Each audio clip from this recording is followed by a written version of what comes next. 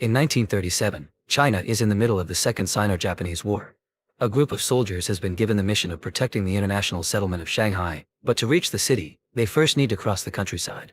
When they finally reach their destination, they first come across the destroyed and abandoned side of town, so the group begins discussing how to proceed as young Xiao Hubei tells his uncle that his brother is gone. His brother is Duan Wu, who has gone exploring to see what's going on. He discovers there are Japanese soldiers in the area and these soldiers see him in return, so they charge after him and find the rest of the Chinese troops. Duan Wu grabs his brother and his uncle so they can hide together and escape by sneaking around through the ruins of buildings while their group is killed. When night falls, they reach the nicer still inhabited part of Shanghai, only to find the NRA shooting fellow Chinese soldiers for being deserters. Afraid of being labeled deserters as well, they look for another group to join in order to cross safely, and eventually they find a machine gun company they can join. These soldiers are deserters as well, but at least they are being taken to a Shanghai warehouse where they're needed instead of executed. This is the Siheng warehouse, the last standing stronghold between Shanghai and the Japanese army. Commander Zhu Shengzhong isn't happy to have deserters working with him and wants to kill them, but Lieutenant Colonel Xie Jinyuan tells him they're going to need all the help they can get, so he sends the new arrivals to work outside on the fortifications. Duan Wu takes the chance to talk to the colonel and clarify he and his family aren't deserters, just part of the troops sent by the Wangpi headquarters that got left behind, but Jinyuan sends them to work anyway. While the group is working outside, one of the soldiers sounds the alarm, but it's nothing to worry about. It isn't the Japanese that are coming, just a group of Chinese refugees heading for the international Shanghai settlement. Duan Wu's uncle sneaks out of the warehouse to join them and try to enter the safety of the settlement, but at the gates, he isn't allowed to enter because he is wearing an army uniform and soldiers are not authorized to be there. Back in the warehouse, the soldiers enjoy the beautiful singing from a woman in a building across the river while Hubei befriends the only other boy his age in the group called Xiao Kuai Yue. On the roof of the warehouse, Kuai Yue shows Hubei the stark difference between the worlds at the front and the back of the building. Meanwhile, a group of soldiers finds a hole in the wall hidden behind a bunch of boxes. When they go through it, they are surprised to find a stable with a white horse still in it. As soon as they open the stall door though, the horse gets spooked and runs out, but thankfully Kuai Yue whistles at the horse and calms it down before it gets shot. The next day, worry takes over the civilians in the streets when they suddenly hear explosions and notice the Japanese have taken over yet another building, waving their flags as a sign of victory. Thinking the warehouse is low in defense, next the Japanese try to take over it as well, but it is all a trap. The Chinese army has been hiding to ambush them and manages to quickly defeat them, thanks to the element of surprise. Duan Wu's group is still seen as deserters though, so they are not allowed to fight. They wait in a locked room and are only let out when the battle is over. One of them tries to run away, but he's immediately shot for trying to desert again. Duan Wu joins the soldiers in clearing and looting the bodies, although he doesn't dare to kill any enemy that is still alive like the others do. However, there still are Japanese troops outside the warehouse, and they retaliate by throwing gas bombs through the windows. All soldiers run to find cover, grabbing towels to pee on them and cover their faces to protect themselves from the gas. Fear and worry make it impossible for Duan Wu to relieve himself, but thankfully another officer lends him his mask. The gas begins to leak out of the building and reaches the settlement, causing civilians to panic and push each other in the streets while trying to enter any building, which proves difficult because owners are locking the doors. At the warehouse, the soldiers are starting to successfully remove the gas, but Duan Wu accidentally gets pushed over and he falls into an underground canal he didn't know about.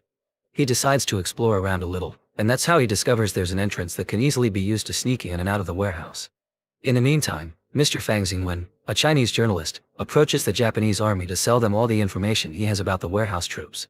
This is well received by Japanese Colonel Konoe Isao, who immediately begins planning a new attack. Back in the warehouse, the soldiers have opened the doors to take out all the bodies, which allows the horse to escape and run through the streets. The civilians see it and follow the animal's escape, taking it as a good sign. This provides a good distraction from the cruelty happening at the building the Japanese took over. They have captured Chinese soldiers and are now displaying their bodies on poles as they demand the warehouse troops to surrender. Duan Wu is devastated to find out one of those bodies is his uncle, but he doesn't have time to grieve because his group is gathered to kill the few Japanese prisoners they have as an answer to the taunting. The deserters don't want to do this, thinking it is going too far, but Commander Shengzhong shoots one of them and threatens to do the same to the others if they don't follow orders. The soldiers begin shooting the prisoners, yet even under threat, Duan Wu can't bring himself to do it. To save him from getting killed, one of his superiors grabs Duan Wu and reminds him the Japanese killed his uncle, so an angry Duan Wu finally pulls the trigger. Later, when night falls, Kuai Yue shares a special snack with Hubei while Duan Wu tries to convince his superiors to let him and his brother go because they are just farmers that weren't made for this. Since his request is rejected, Duan Wu decides to return to the underground canal to see if he can escape. Two other deserters find him and join him, but on their way out, they find Japanese troops sneaking in through the same tunnel. The trio hides underwater against the wall and waits for the Japanese to pass by, but they hold their breath for so long that they lose one of their friends. Duan Wu and his remaining friend rush toward the exit and are seen by civilians, so they pretend they aren't escaping and instead warn everyone about the Japanese army attacking. The police turn their lights at the warehouse while the civilians raise an alarm, and such warning is a godsend. The Chinese army wakes up and immediately raises their defenses, earning them a victory with only a few losses. Outside, the civilians praise Duan Wu and his companion for being heroes, even inspiring 3 young schoolboys to join the troops. But when they go back inside, they are still scolded by Colonel Jin Yuan, who suspects what they were actually trying to do when getting into the tunnels. As punishment, they are sent out to fix their defenses. The next day, civilians once again begin panicking when they notice bigger Japanese troops are approaching. Mr. Fang takes advantage of his intel to take bets on the results of the incoming battle from foreigners, although he doesn't gamble himself. A few hours later, the Japanese finally come close enough to attack, and the warehouse troops are soon so overwhelmed that the deserters, including the brothers and the schoolboys, are given weapons in order to fight.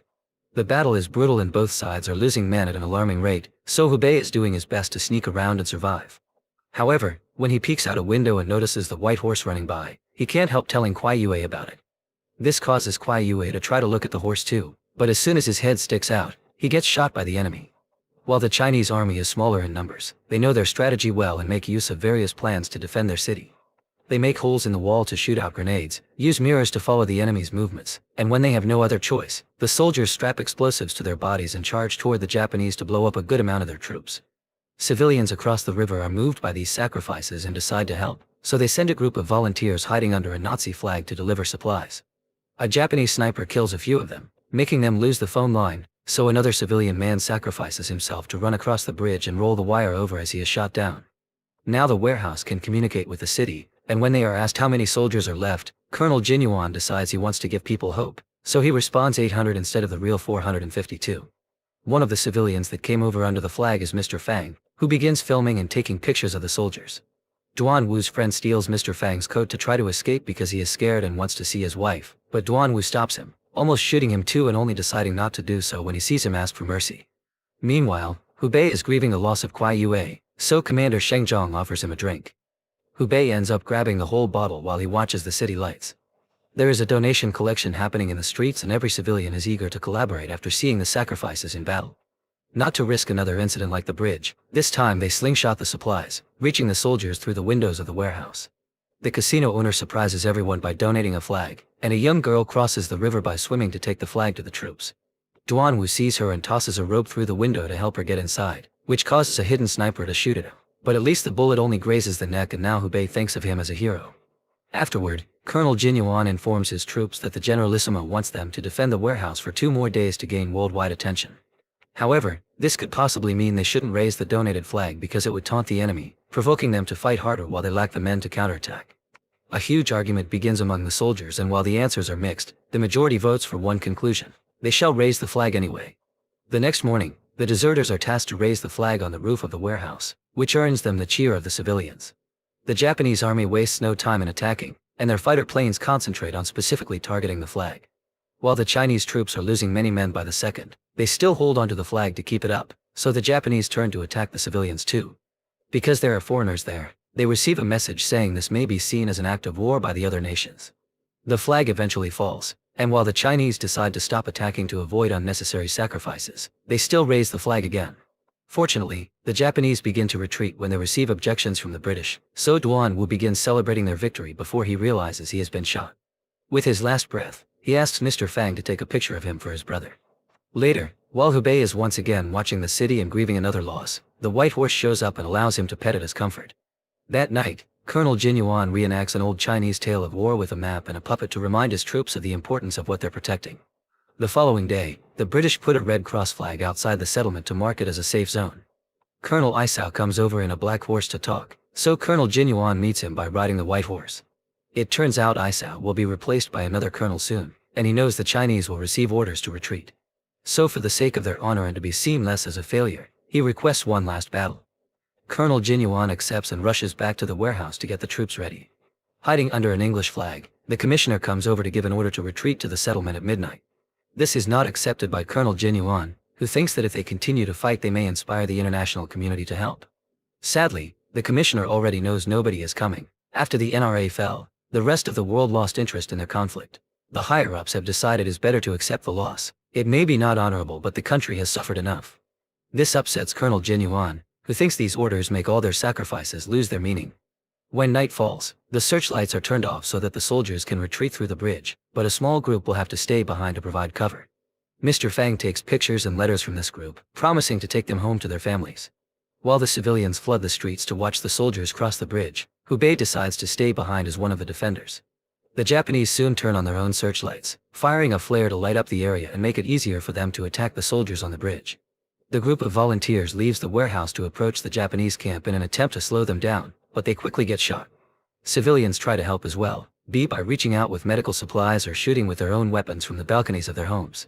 Little by little, most of the Chinese troops are killed, including Colonel Jin Yuan, so only a handful of men make it to the settlement, where the civilians are reaching out to them through the gates.